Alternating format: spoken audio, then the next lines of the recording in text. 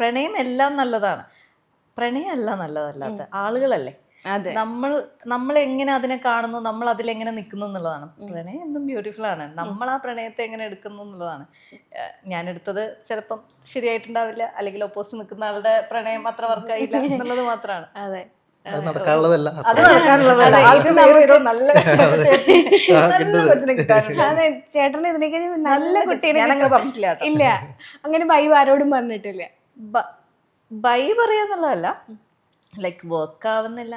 നമുക്ക് മനസ്സിലാവുമല്ലോ ഒരാളുടെ അടുത്ത് നമ്മൾ സംസാരിക്കുകയും പെരുമാറുകയും ചെയ്യുമ്പോൾ ഒരു പോയിന്റ് കഴിയുമ്പോൾ നമുക്ക് മനസ്സിലാവും, ഓക്കെ ആ ആൾക്ക് നമ്മൾ ചേരും അല്ലെങ്കിൽ നമുക്ക് ആൾ ചേരും എന്നൊക്കെ. അത് വളരെ ഓപ്പൺ ആയിട്ട് തന്നെ നമ്മൾ ഇതിങ്ങനെ പോയാൽ എന്തായിരിക്കും ഇതിന്റെ വെറുതെ പിന്നെ പണ്ടല്ലേ ഇങ്ങനെ സഹിച്ചൊക്കെ നിൽക്കുക, ഇപ്പൊ എല്ലാവരും ഓപ്പൺ ആയിട്ട് പറഞ്ഞില്ല, വർക്ക് ആവുന്നില്ലെങ്കിൽ ശരി, ഓക്കെ ബൈ.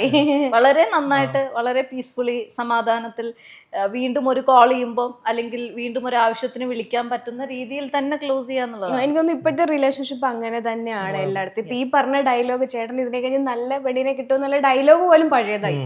അങ്ങനെയൊന്നുമില്ല, നമ്മൾ നല്ലതാണ്, നമ്മളെക്കാൾ നല്ലതൊന്നും കിട്ടില്ല, വേറെ കിട്ടും.